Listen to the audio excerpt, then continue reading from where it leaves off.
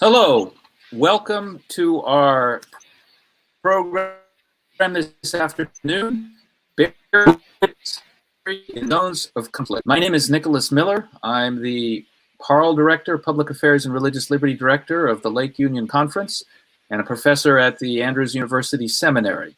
And I'm joined by my co-host, Debbie Michelle. All right, thank you so much, Dr. Miller.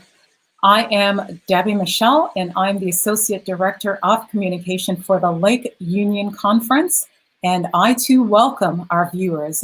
If you're joining us from Facebook or YouTube, we are happy to engage with you. So if you have any questions or comments, do put them in the chat box. We will be accepting questions and answering questions later in the program. And in fact, you can start getting your fingers warmed up by telling us where you are watching from. As you know, the Lake Union Conference, we serve 5 conferences. So are you from Indiana, perhaps Illinois, our regional conference, Lake Region, Wisconsin, or Michigan? Or you're perhaps watching from some other part, maybe even some other country. So welcome and thank you so much for joining us. We will now open with a word of prayer. So let's bow our heads for prayer.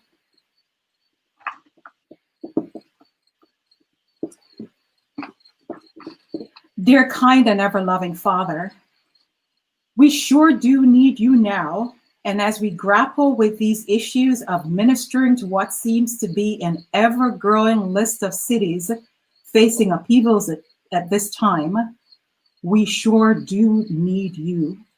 We crave your calming presence.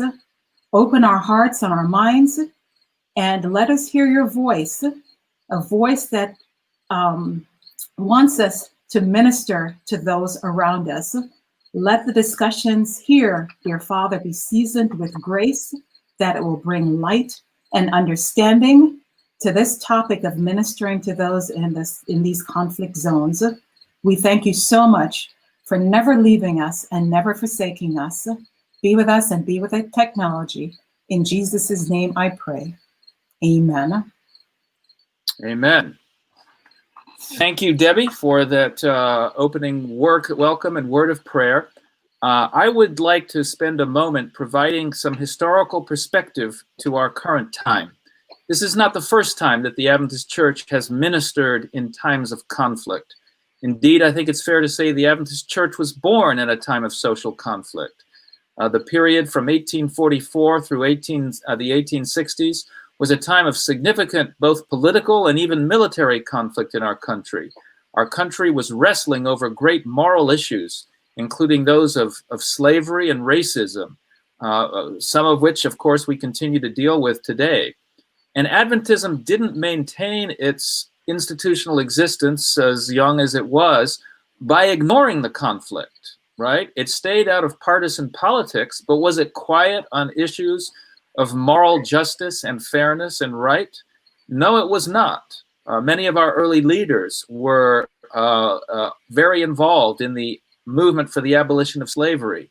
Our early church officers, a number of them, ran stops on the Underground Railway.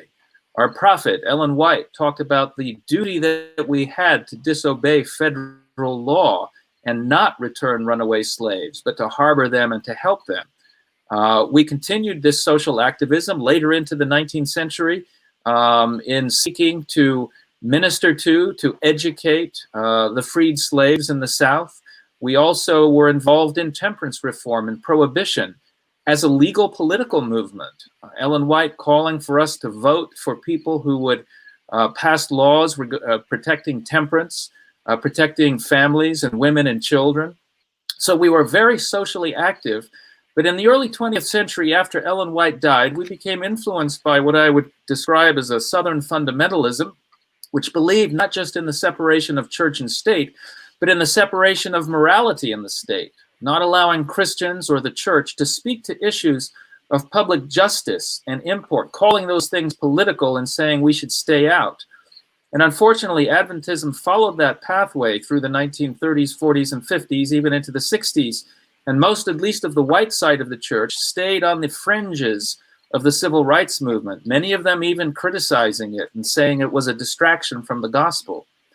But I would say in the last decade or two, the religious liberty leaders in the church and others have begun waking up to the true prophetic heritage of our founders, who believed in speaking for social justice wasn't an opposition to the gospel, but in fact was an application of the gospel. And their view of the lamb-like beast in Revelation 13 that spoke as a dragon, that this oppression and injustice was part of that speaking as a dragon, and that part of our prophetic message was to point it out and oppose it and to help people that were marginalized and oppressed. Now, I have asked to join us today a leader in our church, a colleague of mine from the seminary. His name is Dr. Ron Whitehead, and he is also the youth director at the Lake Union Conference. Directs the Center for Youth Evangelism based out of the seminary where I teach.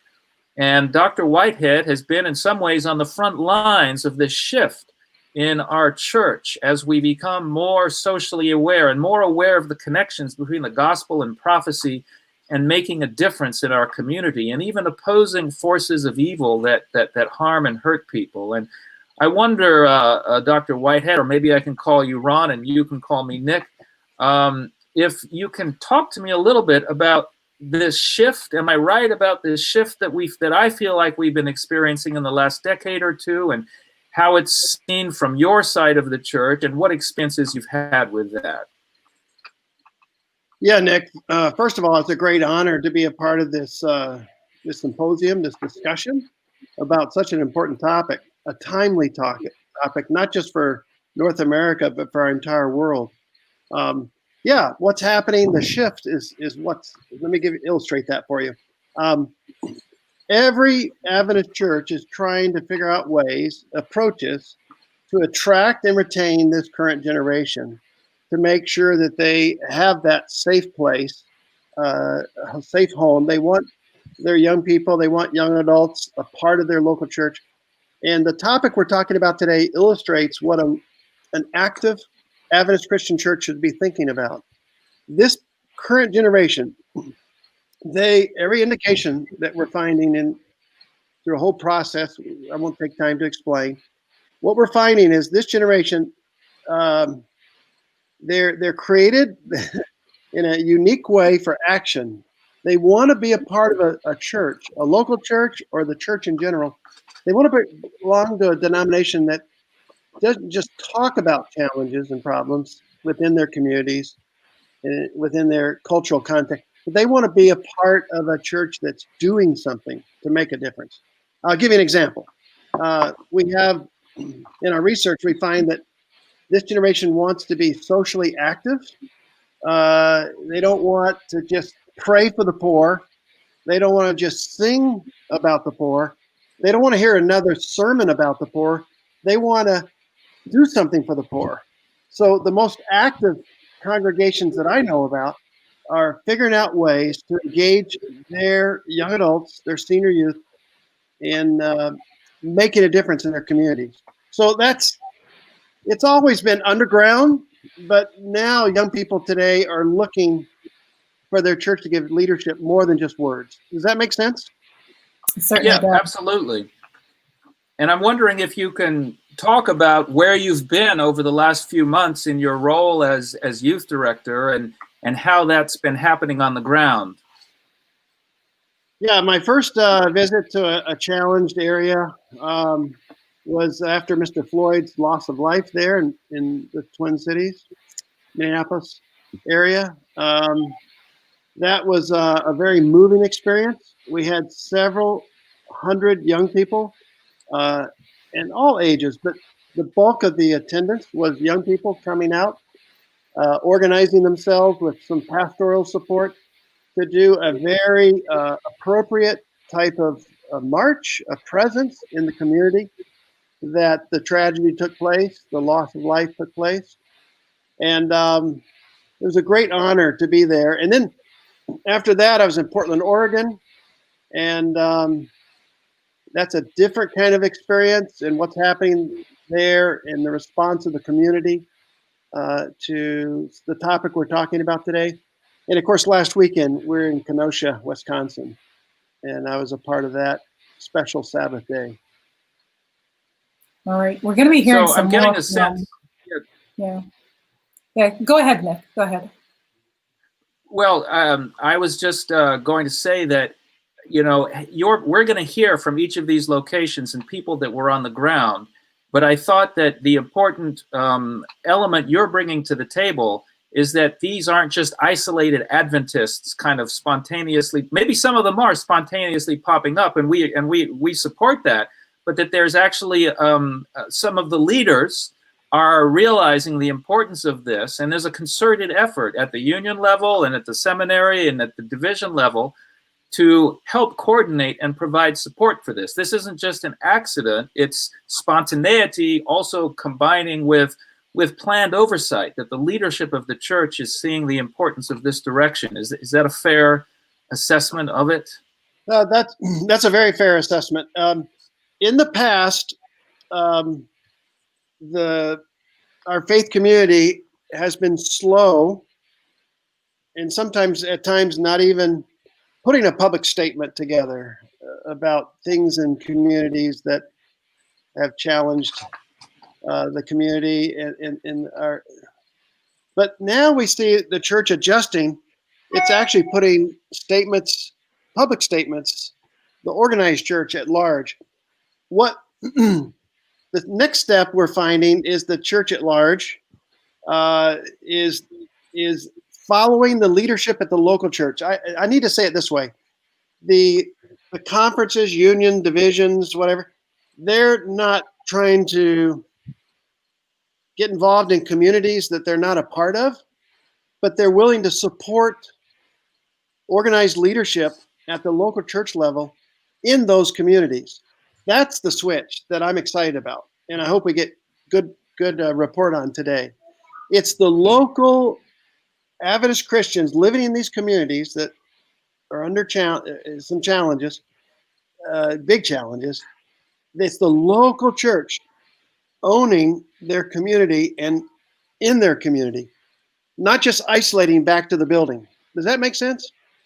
Absolutely. Debbie, maybe you want to introduce for us some of these local leaders who are becoming active in their communities. Absolutely, and it's very exciting to hear that local is where the action is, and that's where the most change can perhaps take place. And so that is something that's very exciting. And so first of all, I'd like to introduce, and we're going to go in the order in which these hot spots, so to speak, started popping up. And so we'll start with Minneapolis with Pastor Darnisha Thomas. And so Pastor Thomas, thank you so much.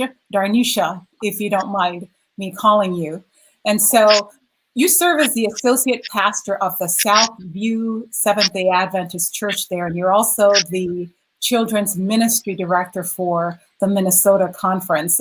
So perhaps you can just tell us a little bit more about who you are so we can just know a little bit more about you.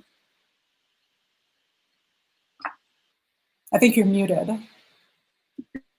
There we go. Better. All right. Okay. Well, again, I'm Darnisha, and I'm originally from Maryland, from the East Coast, so shout out to the East Coast. And this has been about almost 4 years since I've been in full-time pastoral ministry. And this has actually been about a year since I've moved to Minnesota. So what a perfect time for me to celebrate my 1-year anniversary. Being challenged to just get out of my comfort zone. But I've always been passionate about social justice just from the time since I was in high school, even much younger. I went from just being the kid asking my parents to roll down so I can give the homeless person $1 or give to a charity. Then I got to the point to wearing all black for solidarity with Gina 6 during my high school year, which was based, I think it was back in either Louisiana or Mississippi. I don't remember which state it was. But I remember that we took action. Our academy allowed us to wear black to show solidarity. And then Trayvon Martin happened during my time at Oakwood, and then at Andrews we had Mike Brown, and I've always been a part of that. Even we took part in the Flint water crisis relief back in the seminary through the PSAS I remember that. group. Yeah. And I remember I said, it's time for us to do something. And a couple of us seminarians, we just said, hey, let's send out some water out to Flint, Michigan. Okay. And we also did a little march for the Mike Brown. And Dr. Miller was there. I remember it was so affirming just to have presence, to seeing him and to see Dr. Reeves and a couple of our other professors coming out to show solidarity for us and marching with us, even to the local police station at that time. Yep. All right. We're going to hear some more about how you got involved in, these efforts of activism. But I'd like to now bring on from Portland, or then serving in Portland, Pastor Mo Stiles. And Pastor Mo recently moved back to Australia, but she served here in the United States, serving as the lead pastor of the Oasis Center in Vancouver, Washington. So if you can tell us a little bit more about yourself as well. Yeah. Well, good morning from Australia and good evening there in the United States. I trust you've had a wonderful Sabbath. Yes, my name is Moy Stiles. Just recently in the last month, we moved back to Australia. But prior to this, I served for a couple of years at the Oregon Conference under the leadership of Dan Linrod, which was an amazing experience, but also privileged to pastor a local church, Oasis Christian Center, on the Washington side of the river, of Columbia River, called in the vicinity of Vancouver, so sister city to Portland, which is where I have been over the last couple of years. And so it kind of, the thrust of being in the midst of all that took place over, the months of April, May, June, that was certainly quite the experience, and one that I think has enriched my own ministry, but has opened my eyes to so much that our church could engage in, and also lamenting certain areas that we haven't been engaged in. So I'm looking forward to being a part of this conversation, and thank you for the invitation to have me here. Excellent. All right. Thank you so much for being here. And now we would like to move to Kenosha, and we have two pastors there, two pastors with the Wisconsin Conference. First, we'll have George Andrews III. Welcome, Hey, Pastor George. how you doing? I am good. And so you're the local pastor right there in Kenosha. Yes. And you have served as a head elder for a number of years there. And first you were with the Racine Church, and then the Wisconsin Conference installed you as the pastor. So tell us a little bit more about who you are. Well, like I said, I've worked a long time with lay pastors. I came into the church differently. I wasn't always a church member. I grew up with a lot of racial discrimination. I've been through riots in school and kicked out of swimming pools and barred out of movies and those type of things coming up. So this was really passionate to me, but the good thing, meeting the Lord made a big difference, because I'm on the other side of the table, and it's important. We didn't have anybody out here telling us about Jesus and a different way to handle things. So I was on the looting end. I was on the violent end. I was there for years. So now, being in the church and learning a new way of life means a lot. So I know personally what a lot of people are dealing with and what they're going through. So it's very important for us to be out there and give them another way. Without that option, they're in trouble. So I've been allowed to work a lot. I work on the ground. I stay in those communities in our church regular. That's where I'm at, and that's what I do. So I guess I had a pleasure of being able to see what people call as bad people. I know they're good people in bad situations. So the Lord has really blessed me, to be able to use this. And I was pastoring a couple of churches. We went along with without a pastor for a long time. So when Pastor Payne came, I think I was happier than him. So I was so glad to get somebody, to help. But So where did you grow up? Did you grow up in Wisconsin? No. I grew up in a little town called Zion, Illinois. And this town was next to this place called Winter Harbor. It's a lot there, but it was really it was a really racial time. I've seen some things. I've seen some other people get, shot and things like that. It's a lot. Okay. All right. So you referenced Pastor Zach Payne. And so we'd like to bring on Pastor Zach. Zach, you are the network pastor. And this is probably the first time I've heard a network pastor. So WISN, and it stands for Wisconsin Southeast Network. And that comprises Racine and Kenosha counties. And so tell us a little bit more about who you are and how you work with Pastor George. Yeah, absolutely. I'm essentially what we traditionally call the district pastor for 3 churches in southeastern Wisconsin, like you said, between Racine and Kenosha counties.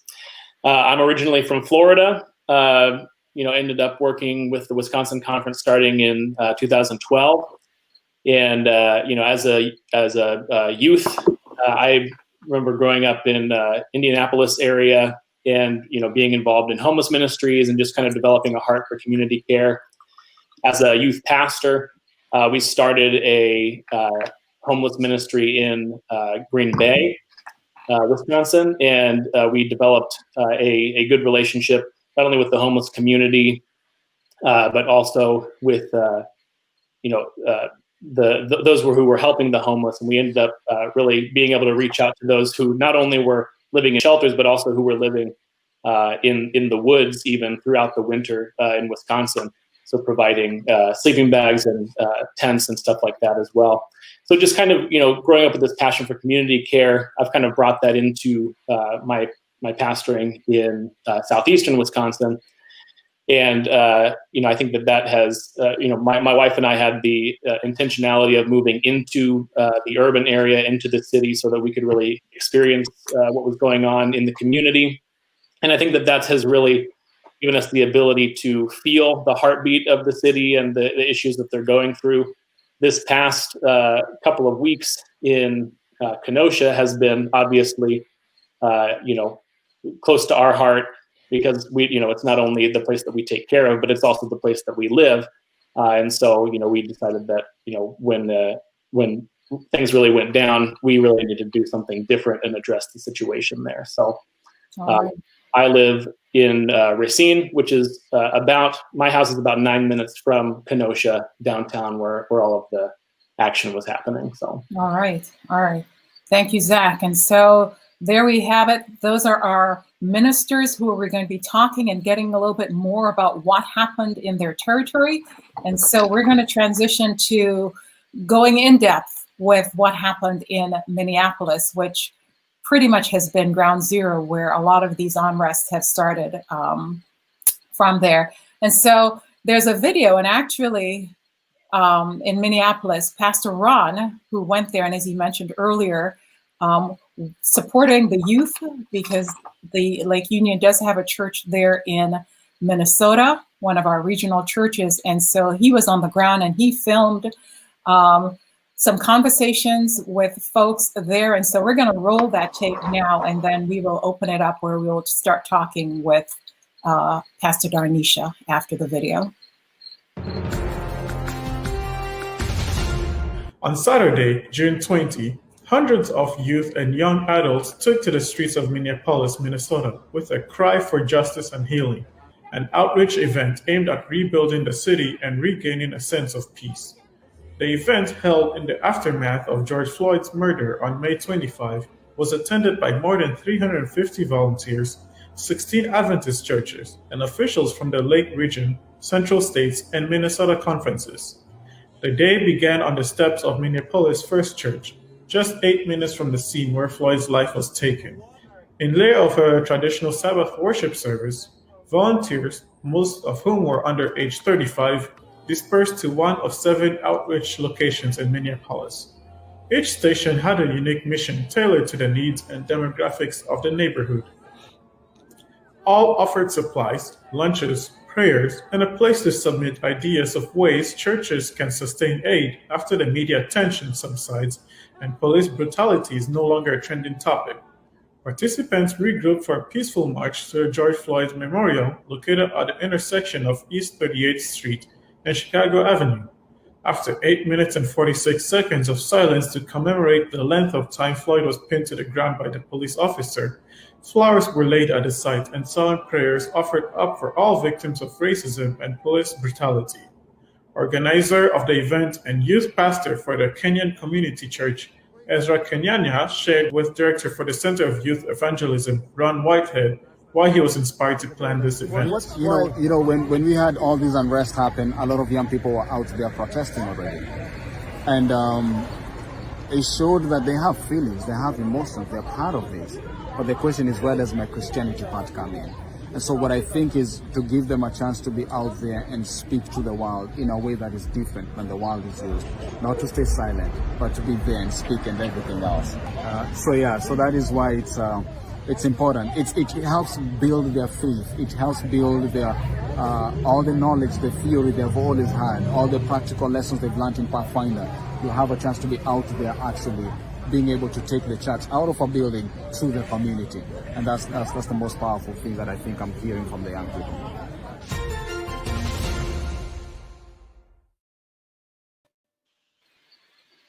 All right, thank you so much. And so Pastor Darnisha, you started telling us a little bit earlier how you got involved with, social engagement and some of the things that you were involved with prior. So perhaps you'd like to tell us about Minneapolis and your involvement with the reaction to George Floyd's murder.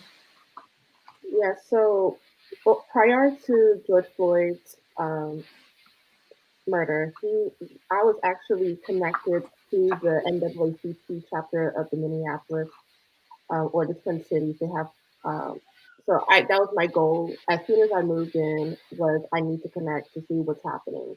One of the things that in Minnesota, they have the Minnesota Knife. And from what I've heard from a lot of people is that the Minnesota Knife has a certain facade. And I didn't realize it until I was there. So when I went with the George Floyd thing, as soon as I found out the day after my devotional time, I saw on my Facebook page from the NAACP chapter that there will be a protest as a result of what happened with George Floyd. I thought this happened in the past, but not knowing it happened the day before. So I was conflicted because we're in the season of COVID. The epicenter of COVID in Minneapolis is Hennepin County. So I was like, okay, how do I go out? How do I show the ministry of presence while not getting sick at the same time? So I went, prayed about it, reached out to my senior pastor, Pastor Sean Lee. Y'all had him earlier when it first happened. And I told him, I said, hey, we need to do a response. We need to, if we can't wait for our conference level to put out a statement. We need to put it out from the local church. George Floyd was killed at least 15 minutes away from my church. 15 minutes, we are 15 minutes south from the location where he was murdered. So I went out, I drove over, and there was a lot of people just swarming. A lot of people swarming. People were fed up because this stuff has been going on. Police brutality has been a thing. And this has literally amplified because if we almost forgot that a few years back in St. Paul, we had Philando Castile. So when George Floyd, and I tell people, this literally was not, this was a reopening of a wound that was never healed. It was never healed. And that's the whole thing with the Twin Cities. When one twin hurts, another twin hurts. So it was really interesting. I knew about it. I knew my church, they took action. They prayed with the protesters for Philando. And I said, let's do the same for George Floyd. Because this is on our turf. So I got out, just trying to gauge the situation, marched a little bit, connected, met a friend, Now she's connected to our church's page, just from that conversation that we've had. And we had, oh man, there was a lot. There was a lot happening afterwards when I left from the march, from the rally outside of the police precinct before it was burned. I noticed that a lot of chaos happened, a lot of looting, a lot of burning, and because of that, most of those businesses and stores, they had to shut down, they had to lock up. So therefore, the individuals who are in the cities could not have access to the bare necessities because the stores were closed. So what other way for us to do so was to, our local community leaders decided, let's do distribution locations. So thankfully, we have a distribution location, an ACS distribution location, Adventist Community Service, and the Minneapolis First SDA Church. So we were able to collaborate with that along with Ebenezer Church, which is Central States Church. So we've all come together, and I said, all right, guys, we all got to do something. Like all of our metro cities pastors, we came together, and I just told them, okay, guys, what we're doing now, we have to take action. This is our city. This is our neighborhood. This is happening next door. We have members that live in those areas. So it really hit home. I didn't think that I would be celebrating my first anniversary being in Minnesota, taking action, but nevertheless, I do believe that God sent me here for such a time as this. I'm just wondering if we saw that video, and Ron Whitehead was on the ground with you there, helping with the young people. I think he's still with us. Jana, maybe you can put him on for a moment. Ron, that was quite an impressive sight of our youth director and seminary CYE leader helping lead the spiritual troops with a bullhorn. And I'm just wondering if, what sort of reaction did you get from other church leaders? And, here's our man who usually wears a business suit and a tie and in his corporate office, and he's down there on the mean streets and urging people on. And can you tell me a little bit about what it was like and the reaction to that? Yeah, that's. I appreciate the framing of the personal experience that I heard right before for myself here. For me, my impression was very interesting. I got to the church where we're supposed to all meet. It was very organized. So many times I feel like, I don't know, we throw things together and we don't have a real unified approach to how we're going to have a voice, be salt and light in our community. But I was really impressed with the leadership on the ground. They actually owned this gathering of members from various churches. Also, I was very impressed. We had many pastors join us that particular Sabbath day. And that inspired me. And I asked them, why, what are you doing here? Well, I need to be here. This is our community. We need to be a part of our community. But it was very organized. The shirts, I like, all the shirts that were passed out and organized that way. The post, and then we divided up. We had prayer. We divided up, went different directions, giving out food and taking care of people in various ways. But my impression was, one, even though the leaders kept apologizing to me because they know I'm associated with the Camp Oshkosh from last summer, 55,000 people, 105 countries and all that. They see me as Mr. Super Organized. And it's only because I got great people around me. We all know how that works. But I told him, I said, don't apologize. You folk are doing a great job. I mean, for such a short amount of time to organize themselves, I was very impressed. They had blow tracks. They were taking care of people's physical needs and spiritual needs. It was inspiring. I was just honored to be a part.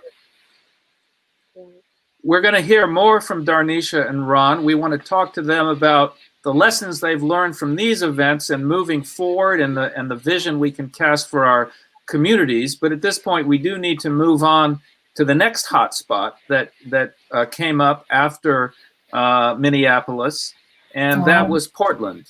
Yep. And so we're going to have Pastor Moy join. I think we have a video first, actually, don't Yeah, we do have a Portland? video, and we want to thank Justin Koo for allowing us to use this video that he shot there in Portland of one of the demonstrations that they had. And so we will play that video right now. This is a time with what you are doing is bringing about changes in this country. And it's more than about time that our church, your Bible Speaks Seventh-day Adventist Church, and the Sharon Seventh-day Adventist Church, and whatever other churches that are here, that we take a stand for social justice, because Jesus took a stand. And I'm standing here, I'm shaking because I'm embarrassed. While I preach a message of love, my living of love hasn't gone far enough. We are a part of a history-making movement right now. I hope you're ready to march. Black lives! Black lives! Black lives! Black lives! All streets! All streets! All streets! All streets! True justice! No peace! No peace! No peace! Hands up! Hands up! Hands up! Hands up! Juneteenth is the oldest nationally celebrated commemoration of the ending of slavery in the United States. It's a time, it's a march to commemorate the time that many of the slaves in this country found out that they were actually free. So our march today is very different. It's also very special to many of us because we're celebrating freedom today. Tu lucha es mi lucha. Your fight is my fight, because when you win, I win. When there's justice for you, there's justice for me. So this is why we do this. Not just because somebody else needs it, but because we all need it. When we rise up, you rise up. So it's time for us to speak the truth, and we have to say, we're done. Enough is enough.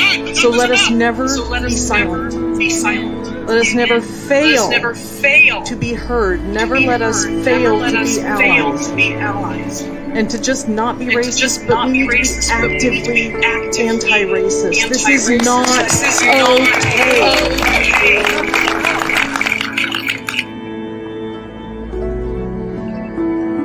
This isn't just some cool fad. This is a lifestyle change. As Christians, as my white brothers and sisters, I'm seeing a lot of you guys. I want you to know this. I appreciate you being here. But once we're done walking, we have to start examining our hearts. In Jesus Christ, there is neither Jew nor Greek. There is neither male nor female, neither slave nor master. In Jesus Christ, there is only equality. As we march for justice, as we remember justice, we remember that we can fear God, give glory to Him, for the hour of His judgment has come.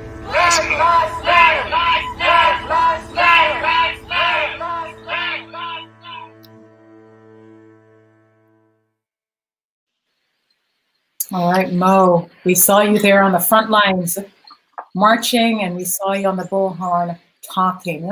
Tell us about that experience. What was that like there in Portland, and how did that come together? Was that the coalition of churches? Just tell us a little bit more about how that was organized. Yeah, thank you. So that video is actually the second march that we were a part of. That video in particular is a combination of the two churches, our two churches, Your Bible Speaks, and also Sharon Church. And these two churches are, I guess I could say there are two Black churches in the Oregon Conference. And so our two pastors, Pastor Garth Dotton and also Reg, they got together with their leadership and organized this, and it actually took place on Juneteenth. And so because we had already worked together in the march that took place earlier that month, we then, with some of our church members from Oasis, joined them. And also a lot of our members came out for that particular march that Sharon Church and Your Bible Speaks actually supported it, and it was amazing because to see our conference leadership and to see a lot of our membership to take to the streets, it was an emotional experience. But I think that march, to see some of my own members show up with their signs and the kids, and one of our young kids that was there with me, was an incredible experience. But prior to this, we actually met together with our pastors, and that kind of took place as part of a conversation that I had with some colleagues, because, you know, we've been going back and forth like a lot of us have had, and there is kind of this sense of being overwhelmed because we all want to do something, but sometimes it's really hard to know what that thing is. And I think I listened to a conversation that Claudia Allen had with Sean King recently. And one of the things that he said, I thought I really resonated with, that sometimes we come to this conversation months, sometimes years, when you need to actually strike the iron when it's hot. And for us at the time, when we were having these back and forth text messages and saying, hey, there are protests taking place in our city.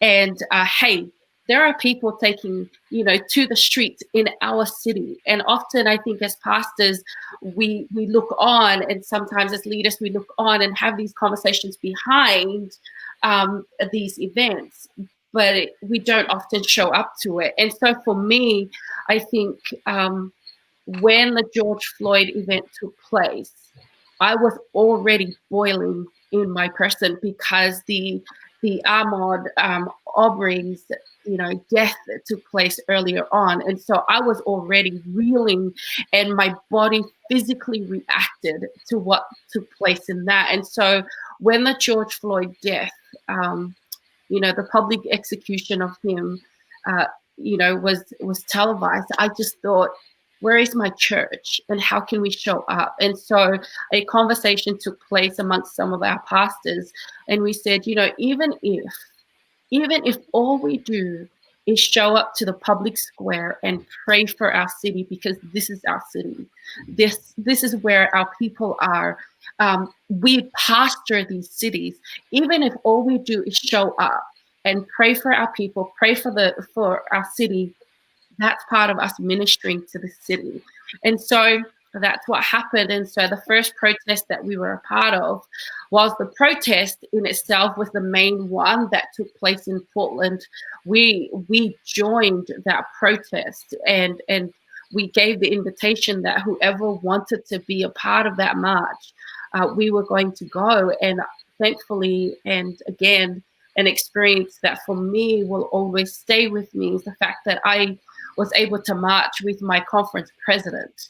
And that was a humbling experience, to have my conference president in Dan Linrod and my brothers Garth and Reg to walk alongside them, and my husband, not knowing that a few of our other colleagues were also a part of the crowd, and we all kind of met up towards the end, was an emotional, spiritual experience. And, as we chanted, no justice, no peace, for me, I looked around and I said, this is worship that is taking place right here, right now. So when our churches then came together for that second march, it was this movement that now is starting to take place.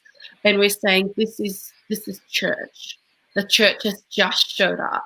And so, yeah, that's our Portland experience. And of course, I left when some of the other things blew up. But to see the church show up in Portland, some of my young adults were like, I am so proud my church showed up, and I think that said a lot for me. And when, the church marched in the gentrified area of Portland, that Sharon Church and my Bible Speaks organized, and having the neighborhood people with their signs, it reminded me of the story of Nehemiah, where every person came out from wherever it is that they lived, and they built that part of the wall. I was reminded of that story as we marched and as we chanted, no justice, no peace. And the neighborhood came out from their houses and showed their sign of solidarity and their support. I thought, this is church. And yeah, so that's my involvement. And I can't take credit for that because our local pastors were the ones who organized it, and I happen to be a part of that. Yeah. Wonderful. All right. So I know that you've been gone for about a month. A couple of months. Yeah. A couple of months.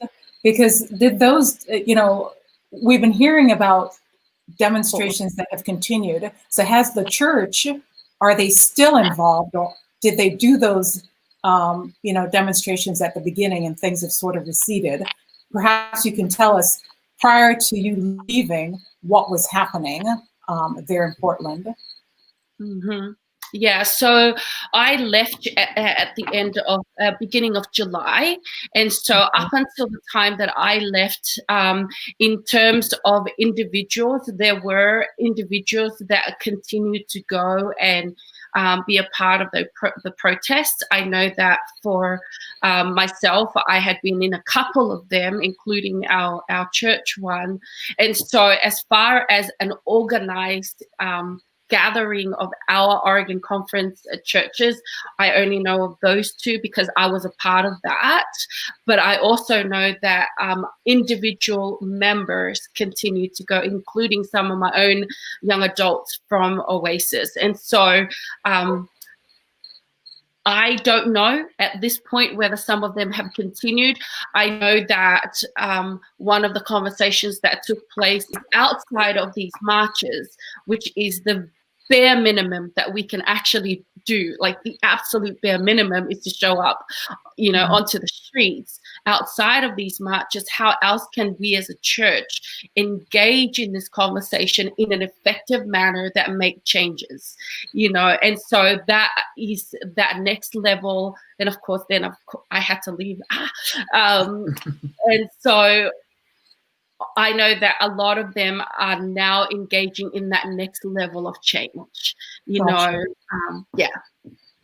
That's great. That's such a powerful testimony. And you alluded to leadership's involvement. I spoke to the youth director out in Oregon, and it seems like all the conference officers and 25 or 30 Adventist pastors. And it wasn't just, there was shouting of slogans, and that's fine, but there was also hours of preaching, outdoor public preaching. To the public on issues of biblical teaching and equality, and so this is profound, in-depth involvement that involves both the slogans, but also the deep teaching behind the slogans. And I just want to thank you, for you and your conference's leadership and involvement on this. And in a few moments, we'll come back and talk about maybe future plans, but we do need to move along to our friends from Kenosha. And there's a video for Kenosha as well, and we'll have Zach Payne and George Andrews joining us.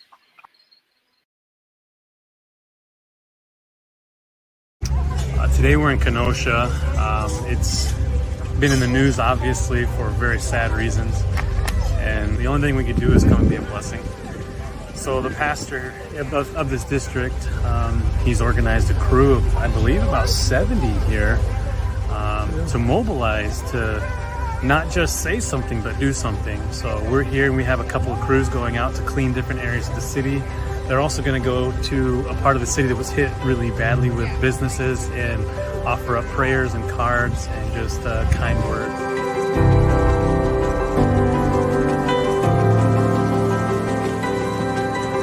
I gotta say, I think that it was much more peaceful than what I was expecting. Yes. And I'm very glad. A lot of people coming together, a lot of just riding together, trying to love one another. You have people painting, you have people helping, people praying, people eating together. It was a good time. Why is this important? We're in our community today. If we don't rise up now, when do we? We're just trying to help.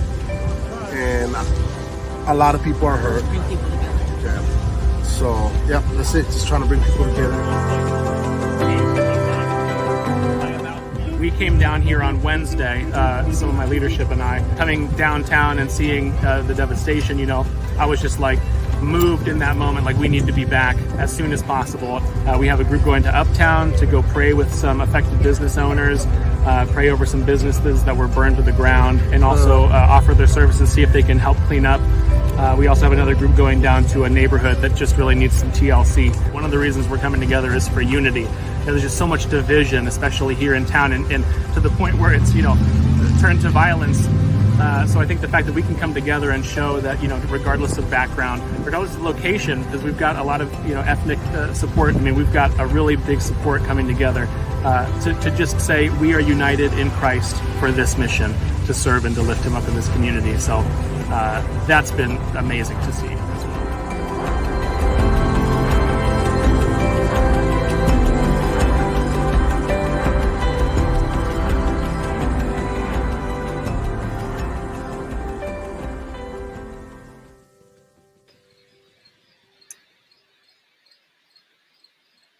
Okay, so I think we're going to hear from the men themselves, and very moving video, gentlemen. Thank you for your ministry there in Kenosha. Maybe we can begin by asking the question, where did this idea for the community engagement and bringing the churches together and meeting in the, where did that come from? You're muted. Zach, I think you're muted. Basically, like I said, I mean, we were keeping tabs on everything from the beginning. We had folks here live streaming everything as it was happening. We watched people as buildings burned down. We watched people as they were shot. And so we saw it all happening in real time. And by the time things cleared up a little bit, I went down to kind of see what had happened. And I just felt moved that we needed to, get a group together and come and just show presence and so show support for what had been happening. I know Pastor Andrews is a little bit closer to the scene than I am, and so I know that he, had his own feelings about what needed to be done as well. Pastor Andrews, how did it come about in your mind? Yeah, well, when Pastor called me, he was talking and we was on the same page. I told him, sure, what do you want to need? So like I said, it is my neighborhood. So I just hit the ground, running to make sure we had what we need, that we was in line with the city, that we wasn't going to have any problems on the property we wanted to use, things like that, and contacting people. The church, wanted to make sure that, they was ready to be part of it, and that was one of the better things that came out of all this and organizing it. Everybody just, once we said, yeah, let's do it, then really, from my end, I didn't have to do anything else. Everybody just was more than happy, and it was a blessing to see the church get out of their comfort zone. And even more of that, when they did, they realized that most of their fears was just something they created. I mean, since I've been back in church and stuff today, everybody's ready to go, so that's a good thing. I was going to ask what was the response from the church members, and then what was the response from the community, after the event happened or as it was happening? First of all, the church members, how did they respond to the idea? Well, the church members was all over. I mean, even down there, everybody was, I seen them lit up, and I want to do church in the park every week, They was just, they was engaged, it took a lot off of them to be doing something besides just sitting in the church, We do outside outreach programs. Our church is more of a senior membership. So, we do things, clothes drive, stuff like that, but to get out there and to be supportive and just see the people come together, and like you was asking, the community show appreciation and come in. I mean, if you could have seen some of the phases when they realized that not only were we there supporting them and praying, but they could eat free, they could join us. There wasn't no division, and our crowd was multicultural. And that's it in our churches. So we have everything, every age, every race, so that brought a lot, to the community. And it must affect them pretty good, because since then the Hope program up here has called me. I'll be with them next week on Thursday. And then I was at one today where Gurnee Church came up, or back over on 28th where the shooting took place. And I got another engagement. So the community, we just needed to get out there, and they was very receptive. Zach, how did you find the community responding to the efforts that you and your church has made? Yeah, I think it was very positive. Just like, when we put the idea out there, like George said, there was an immediate response from the membership. They were excited about it. But I think in the same way, we really saw a lot of community support as well. We had some folks who were not even church members who got excited about it from the first minute that we announced it. We had community members helping lead the cause to feed the volunteers and feed those. In fact, they solicited, these are community people, solicited donations from local businesses to the point where we had too much food for our volunteers. We were giving it away to everyone coming by. And we also had, because of community members, a PA system to use for free in the park. And so, it was really cool to see the community rally around this event as well. But I think it was also really positive that we got to meet some key members in the community who were affected by these things, to pray with them. And that was very meaningful. I know people were a little bit taken aback by the fact that everyone was out there, but I think people were just so overwhelmed with support because it wasn't just us out there. I think that we kind of rode a spirit wave that the whole community was riding at that point. And, we were all able to come together and show support in a way that people were just looking around and going, wow, something big is happening here. And it was, the way that I keep describing it is, God set it all up and we were just blessed to be able to be on the ground watching it. Amazing. Amazing. Yeah. Now, so I think, Debbie? Yeah, I think we can transition to our group. And so I would like to just invite our viewers, if you have questions for any of the pastors from Minneapolis, Portland, Kenosha, we're going to be doing a Q&A, and Pastor Ron, you're with us. And so this would be the opportunity. So we'll be talking about the future of Adventism and social ministry and getting involved in our communities. And so the first question I'd like to ask is, what have you learned from your experience that will make your social engagement, in your ministries moving forward? What have you learned that you would now like to take as you move forward in ministry? And I guess we can start with Darnisha. Yes. One of my biggest takeaways has always been my approach to ministry is the ministry of presence. I think just being out there, and yes, we could say that COVID is still at large, double mask and be out there. I think that's something that I had to reconcile with, is the ministry of presence in any capacity is important. And I believe that, and I told my fellow pastors, I said, what we're doing during this time is going to impact our evangelistic efforts. We have an evangelistic series coming up in at least a year or two here in Minnesota. I personally believe that when we talk about pre-work, I think that being like, this is our way, this is our moment, the crisis, this could be a perfect time for us to do the pre-work now. The pre-work is not just pass around tracks. The pre-work now is to be out there, to march, to distribute, and to take action, and to hold our community leaders and our law enforcement accountable. And that's something that I'm passionate about, and that's something that I will definitely take away. I'm going to continue to be present. I'm going to continue to let the problems of my community become a problem of my own. So that's been my number one takeaway. All right, thank you. Anyone else wants to weigh in? Yeah, I was just going to say, I completely affirm that as well, Danisha, because it's exactly the reason we took to the streets of Portland as well. And this is the conversation that, some colleagues and I have been, back and forth in conversation saying, hey, even if all we do is show up and pray and be amongst it, the ministry of presence is underrated. And I think this is the kind of thing that we can so do. And in terms of evangelism, I want to kind of quote my friend Nathan Brown, who has written on these issues for so long. And in one of his recent writings, he talks about how we often talk about evangelism, and what comes at the end of our evangelism is this call to action, is this altar call in where we actually empower our people for mission.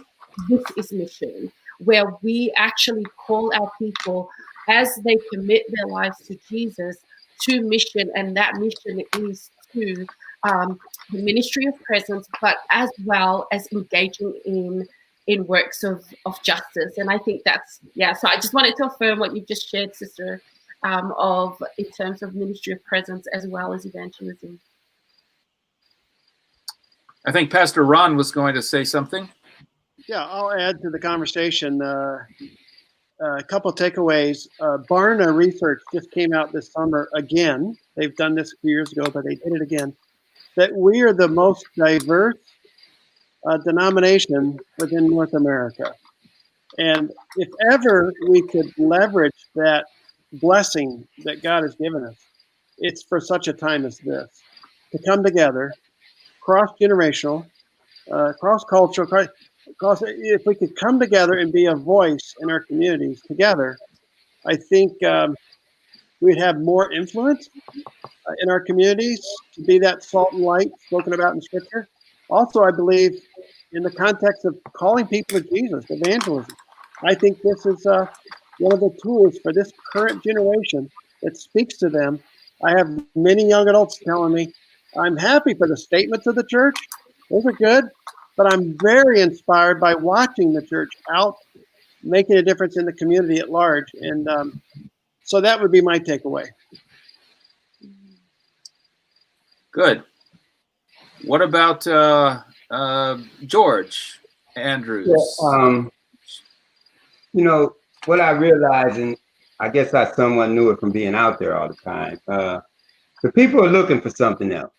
You know, they're looking for another way. A lot of times they respond in ways that they do because they feel they've worn out of options, you know, and I've seen that out there, you know, that, you know, they are. People are glad to join in. They're glad to help. We have to contact. When I contacted everybody, the authorities, when I contacted the park, the public, everybody was more than glad to say, yes, do something. You know, it's positively. So it's good for us to be out. We need to be out more. I hit the ground. I've done some prison ministry, you know, so my focus is in that area. And I know, you know, that people are receptive to something different. They do the same thing over and over and they have bad results. When people know that you care and that you can offer them another way of doing things that's not harmful to them or others, then it makes a big difference. Well stated. Thank you. Zach? I think if 2020 has taught us anything, it's that the church is the people, it's the body, it's the service that we provide. It's not the building. And, you know, now that we are starting to kind of come back to a little bit more of a traditional model of church, I think, you know, things like this, getting us out of our comfort zone, realizing that if we just take church outside of the walls, big things can happen. So, you know, like the fact that we saw such community involvement and support for the things that we were doing, that's all we, you know, want as a church in evangelism. You know, the fact that we see people taking to the streets and marching, right? We're taking our message outside of the church and people are responding in powerful ways. And I think if, you know, if that's the case, all we have to do is show up. And I think, you know, we see God do the rest. And we've been seeing that through all of these examples. All right. There's a comment that came in on social media that I want to ask, and maybe we can bring up this question. It says, I know social justice exists, and it's wonderful to see our churches supporting their communities. However, I also feel that not all law enforcement personnel are racist. What about going to our local police departments and praying with them and showing them that we support them also? And so I just wanted to put that out there in terms of, does it mean that you do one and not the other, or how do we balance that out in terms of with the other side? Well, Did you want to go, Ron? No. Go ahead, George. Okay. Yeah, and you know, that's a good statement. You know, we respond to the urgency at the time, you know, and it is on both levels. One thing that we didn't go directly to support no cause, no injustice, no racism, we came as a community support. So in that circle that we was doing, you know, I had several conversations with police officers. We stopped on the road to offer them water, which they said they couldn't take. We told them that it was food down here. So we made it our business to support the community. We play a lot of different roles. When it's time to protest, a lot of people I hear some of the churches saying they was protesting and driving and responding to what was needed. And that's where it was needed at that time. We had a community that has never seen anything like this. No police have ever seen this. One of the police officers told me, say, you got to bear with us. This is new to us too. So yes, that communication from our end was definitely with the police officers. When I'm out in the streets, a lot of times I run into groups that are there. Everybody, when I walk up to a group, they're not doing church. So guess what? They're drinking, they're doing things, you know, and the police come too. And we have these conversations, you know, on a regular basis. The point I did like is that we have to now, and I will take that and make a special effort to see how we can get there and pray directly with the police to make that persistent. But when we did go out, it was a community effort, and the police was considered as part of the community. Anyone else like to speak to that particular point? It's a good point.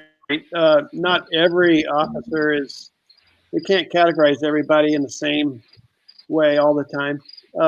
Probably a good illustration is one of the 3 sites I visited, a pastor came up to me, Adventist pastor, part of the group. He says, I'm waiting for the conference to do something. I'm waiting for the union. Happy to see you here, but I'm waiting for the division, or when's the Jesus, you know, the pastor, the organizational pastor, he was waiting for the system to respond to the challenges, the crisis, he called it in his community. And I looked back at him, I said, why are you waiting for the system? I mean, it is what it is. I said, you're a pastor, right? He said, yeah, I'm a pastor. You have a congregation, right? Yeah, I have a congregation. I said, well, why don't you invite the chief of police to come visit your congregation one Sabbath morning and just talk about, you know, maybe the support you have for them, but is there anything we can do better in our community? Can you have a dialogue? He said, I never thought of that. Yeah, why don't I? Yeah, I have a congregation, I have a church. Why don't I? And I said, well, take it through your elders. You make sure everybody's with you. But you can actually invite the community leadership into your faith community, your church, your congregation, and have some conversation. Even during COVID, you can do this online. He said, that's a great idea. So I think we don't need to wait for the system. I think we just need to own our relationship with our communities and maybe use our congregations in a fresh, new way. I know some Adventist churches are doing that. So what does the people think? What do you think of that? Amen. So I'd actually like to chip in on this question because this one most powerfully impacted me. I think it was Darnisha who referred to the march we had here. I think it was in 2014 in Berrien Springs after the Eric Garner and a couple of the other deaths. And we marched down to the police station. And one of our main leaders was the Andrews chaplain, Michael Polite. And he gave a sermonette, if you will, a speech at the police station. And what was one of the most powerful moments in that speech was where he acknowledged that most police are actually good folk who are trying to protect the community, and that we needed to support and care about them. And he gave a wonderful prayer, both for victims of police brutality, and he also prayed for the police, that those who were good would stand faithfully and hold their colleagues accountable. And I just thought, you know, here we have Christian leaders who can see both sides of this issue and pray for people on both sides. And if these Christian leaders weren't here, if they were back in their churches and back in their pews, you would have other kind of leaders who might be more aggressive towards the police and didn't understand the importance. There are groups out there calling for the abolishment of the police. But as Adventists, we know that the Lord has chosen government and leaders to help keep the peace, and that we don't want to do away with the police, but we do want to hold the police accountable, and we do want justice to happen, and we don't want the police to misbehave. And when they do, we should call them to account, but not in ways that make people believe we're against the police. We should be praying with and for them as well. And I think that our protesters, and I'm proud of them for that. So maybe there are one or two other questions that have come up in the feed, and one has been asked specifically to Darnisha, but probably applies to everyone. Says Darnisha has been working tirelessly for her community. How has she been able to recharge during these tough times? Darnisha, maybe you can start with that, and anyone else who has some ideas can chip in as well. Well, I learned how to recharge the hard way. Wow.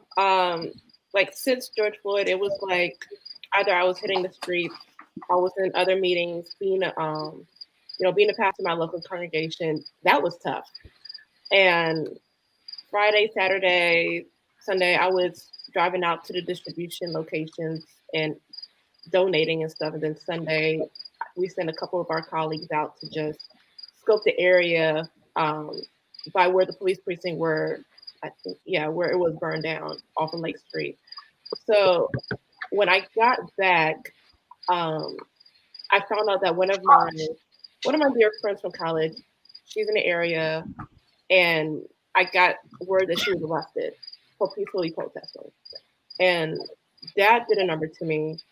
Just a thought, like when your friend was out protesting, you see they're live and you see that they were peacefully protesting and they were calling out those who were trying to cause havoc. That's something I wanted to just put out there, that even when the police were there, people were having a problem like, no, we don't need you there. There was a group that said, leave them alone, let's get back to the mission. So when I found out about the arrest, when I found out one of our youth was shot in the mouth, shot in the cheek while peacefully protesting, I was overwhelmed with emotions. I was hurt. I was crying because just seeing all of that and to see my friend just saying, it's okay, guys, Jesus got arrested. But guess what? He loves you. And I said, if that is not the gospel being preached, then what is it? What is it? So I reached out, Victor Wilson from the Glendale Church reached out to me after I was just bawling my eyes off. And he said, listen, I know this hits home, but I'm telling you this because he's been in Minnesota much longer than me. And he went through Philandro and Jamar. We had another situation besides that, and he said, "I need you to have this marathon mindset." Like, there's times I had to get to the point of saying, I can't always be at a protest. I can't always be at a distribution. I can't always be at a prayer vigil. I can't always write an article or be in an interview. I have to start balancing that. I needed to take time to myself to process all of that and not just, based on the taking action of it. So, so I had to, those boundaries come in handy. You have to be like, okay, this is what I can handle right now. Like whether it be journaling, whether it be to tell me to, get a coloring page and color, or binge watch your favorite television shows, like something that you can do with self-care, exercise, definitely pray, lots of prayer. Like I had to continuously meditate on the story of Esther from that experience, so I can get that kind of strength going. It's not easy. It took a while for me to start eating regularly again, because I wasn't eating well, I wasn't sleeping well, because not only was I being a pastor, but I'm a Black pastor. So it hits home like in so many ways. And I was talking to a group of friends, and that's another thing that helped me was my friends, my colleagues, the Aarons and Hers that can keep my arms lifted when I'm tired. Those are the ones that you need to help you be recharged. And they will let you know, Niche, did you eat yet? Niche, did you do this? Did you do that? I've had people sending me care packages, sending me Starbucks gift cards to keep me energized, to keep me filled. And I think that's something that I would suggest. And I know I reached out to Zach because I thought about him, and I literally went to my prayer corner crying, bawling my eyes off because I knew how it was to be in that kind of predicament, and I know how it is to have this passion for your community, have this passion for your church, and try to make sense of things that wasn't making sense. So, yeah, definitely, just the marathon mentality. You have to take rest, and you have to listen to your body. So that's something that I think you take away from that. Good. So pastors have to remember that they're not superheroes, that there's one superhero, and that's Jesus Christ. And we need to learn to be part of the body of Christ and realize the body can do other things with us, for us. We can't be there, and it's not on us. It's on Jesus, and we just need to do our part. That's very, very beautifully put, Arnisha. I think others wanted to. I think they saw Zach. On that question. Same question. Yeah. I think that was important to hear from Darnisha. She reached out the other day, and I was just asking, how do you self-care during this? And I think the point of marathon mentality was important for me to hear. Because it just kind of seems like everything has to happen all at once. You have to pray with everyone who's been affected right now. And when she mentioned that, and I kind of took a step back, it was like, Jacob Blake and his family, have been involved in all sorts of appointments with attorneys, with their family has been organizing marches. They've been meeting with with Joe Biden. I mean, this week has just been packed for them, and so I think that in a lot of ways we want to reach everyone right now. We want to make everything happen right now. But the truth is, this is a real community with real people. We are a part of the community, and we are also real people who can get burnt out. And so I think just understanding that, we're here, they're here, we're not going anywhere. It doesn't mean that we dilly-dally, but it also means that, if things need to happen next week, they can. The church is still here and is still a part of the community. And I think that also speaks to the nature of, all of these things, right? They kind of seem like flashes in the pan, but one of the videos you just played talked about, well, what happens when all of this is not a trending topic anymore? The church is still here. The community is still here. The hurt is still here.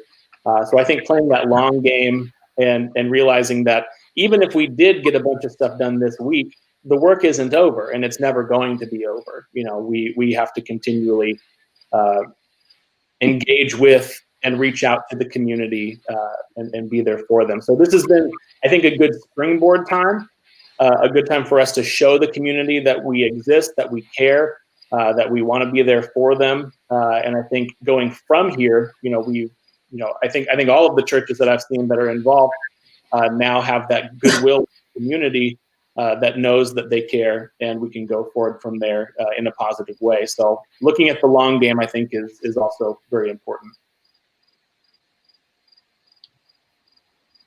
So maybe we can ask this as a closing question, because I think it's very appropriate. One of our viewers has asked, how can we, watching from outside the ground zero areas, offer assistance and resources as a church body?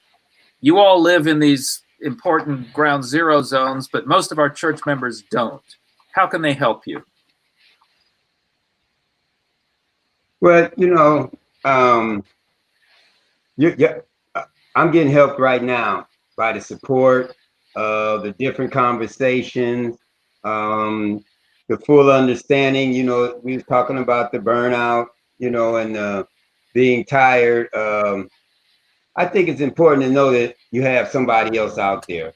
You know, that's one way. I talked to some pastors today, and that it came up over there on 28th where the incident happened at. And one of the things we did was we shared information and make sure we got in touch with each other. So now we can see what the next step is. Now we can move together and working together.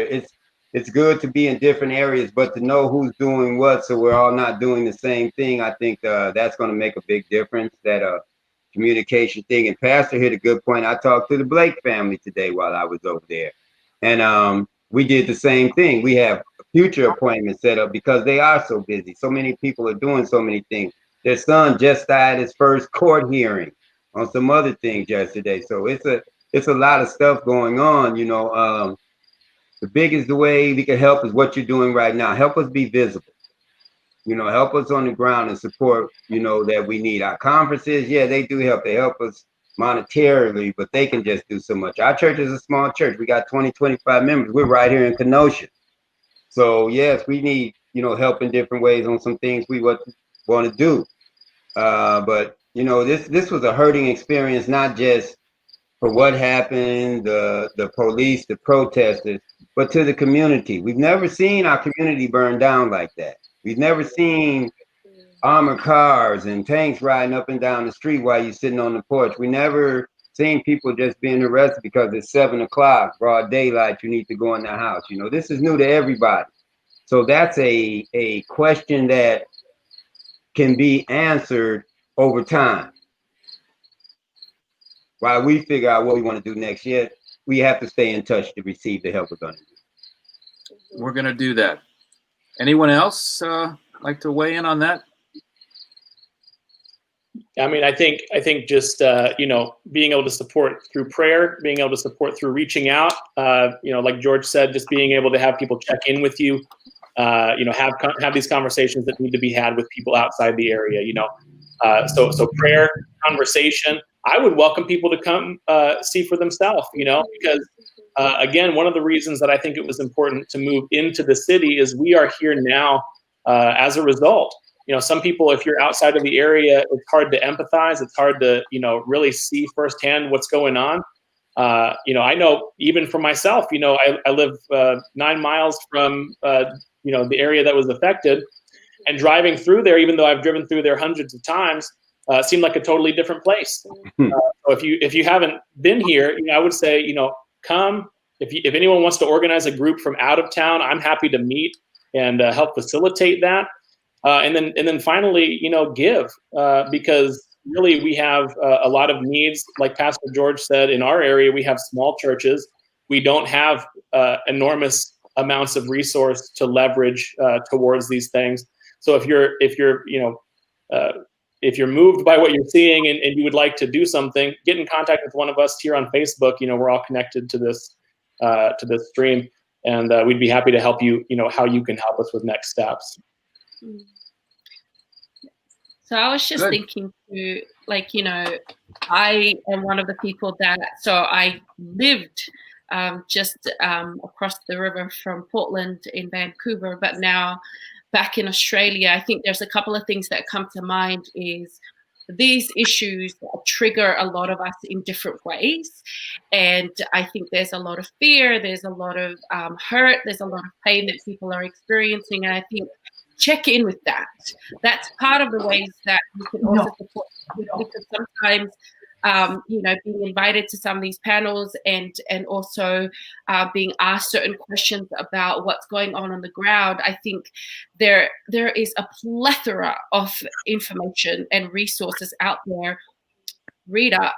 I think there's a level of education that a lot of us, for myself, and I can only speak for myself, having lived in the United States, my learning was got quite steep very quickly. And I had to learn so much, not only about, you know, the United States and the issues that are facing our Black community, but also ways that we can effectively engage and not just stand by idly. So I think education is really important for our people. There, you know, resources are out there. So engage in terms of learning if you're not on ground zero. And I think Zach has also mentioned ways that you can support in terms of giving and maybe monetary resources that you can support the team on the ground. But I just would say, if you're not there and this is new to you, start learning, engage in anti-racist work. This is part of our prophetic work as well, and evangelism, our learning. We need to engage in the education, and we're a system and an institution and a church that has one of the biggest education systems. So let's engage in that. Let's learn. Let's be informed on the issues that are affecting our Black community and our people of color. Yeah. Wow, that's so. George? To be culturally educated is a big thing, and I like I say, from coming in that background, it's a lot out there. A lot of people, education wasn't really necessary. When we was young, we had to work. It was a lot of us living in a 2-bedroom home, and so that became an error. And right now, when you have people on welfare and publicly, and not to what you say, I understand 100%. I worked in the college system. I just retired from there. So education is a value, but it's to find a way for them to understand that, to see it, to know that it holds such a high value. It's going to be really the challenge, because when we're brought up, you need to get some money in the house. You need to help us pay our rent. You need to help us pay our bill. And we have to find a way to be that support system, to help out, to get, we fed a lot of hungry people out there when we was out there. And what was more astonishing than anything to them is that it was free. They're not used to getting anything free, so it's important that we know our audience. When you go into the field, know who you're dealing with, know what's going on, and that's through education. But get personal. It's nothing like looking into that area, knowing what you're going to get into.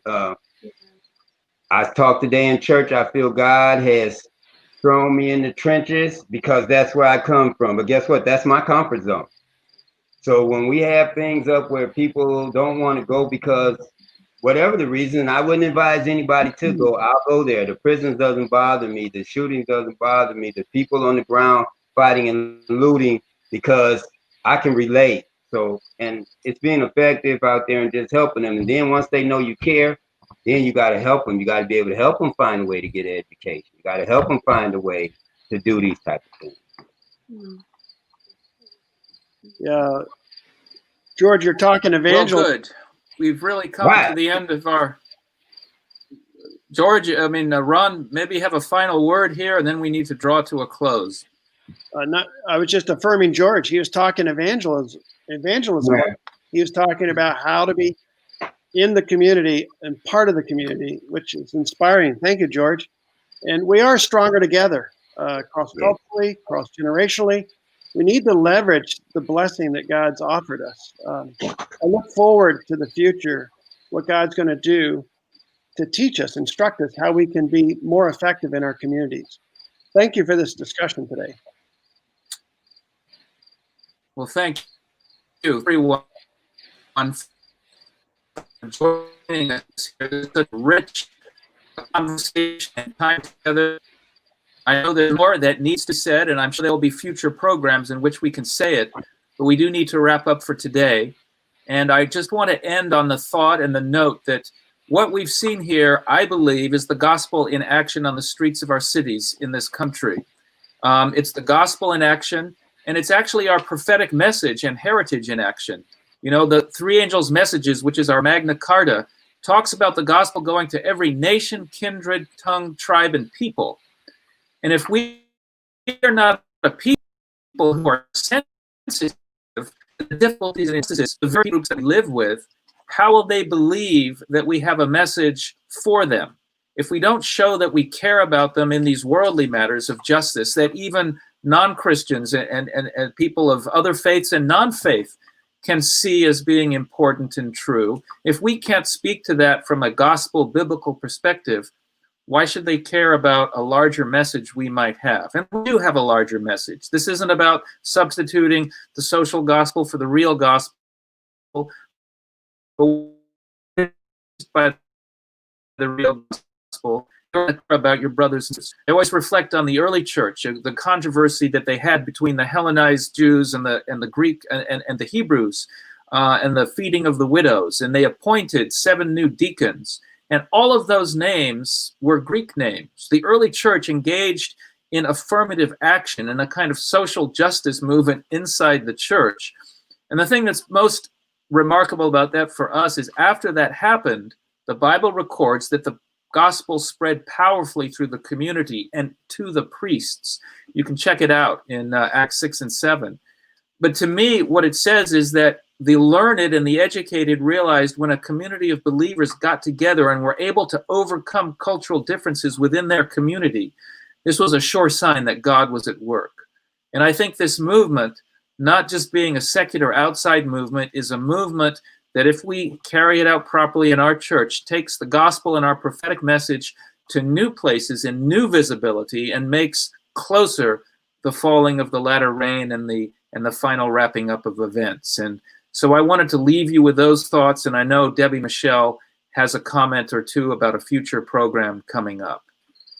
All right, thank you so much for that, Nick. I think this is such a timely and important topic because these hot zones, these conflict zones, so to speak, we are seeing that they'll just expand. I mean, now we're hearing Rochester is the next hot zone. So I think it's important that we're educating and that we are having this dialogue with our leaders in our community. And so as we close out, I just wanted to thank all the folks who were part of making this broadcast possible. Behind the scenes, you're not seeing Yana Katz, who is the Parle administrative assistant.